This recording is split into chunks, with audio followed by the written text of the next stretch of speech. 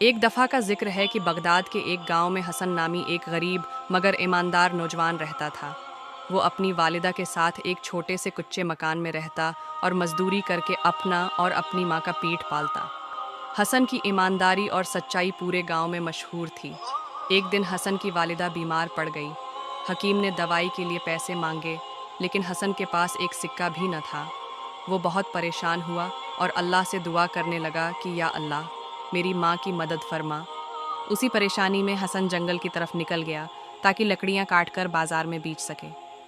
چلتے چلتے اسے ایک چھوٹا سا تھیلا ملا جس میں سونے کے سکے بھرے ہوئے تھے۔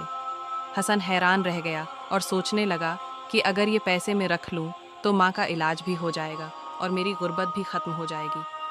لیکن فوراً اس کے دل نے کہا، نہیں، یہ ایمانداری کے خلاف ہے، یہ کسی اور کا حق ہے۔ حسن وہ تھیلا لے کر گاؤں واپس آیا اور لوگوں سے پوچھنے لگا کہ کیا کسی کا تھیلا کھو گیا ہے۔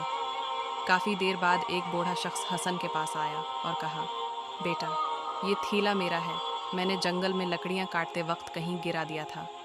حسن نے بغیر کسی لالچ کے وہ تھیلا بوڑھے شخص کو واپس دے دیا۔ بوڑھے شخص کی آنکھوں میں آنسو آ گئے۔ وہ ایک امیر تاجر تھا اور اس نے حسن کی ایمانداری دیکھ کر اسے اپنے کاروبار میں شریک کر لیا۔ حسن کی ایمانداری کی برکت سے کاروبار ترقی کرتا گیا اور وہ خود بھی خوشحال ہو گیا۔ اب وہ اپنی ماں کا اچھے سے علاج بھی کروا سکتا تھا اور غریبوں کی مدد بھی کر سکتا تھا۔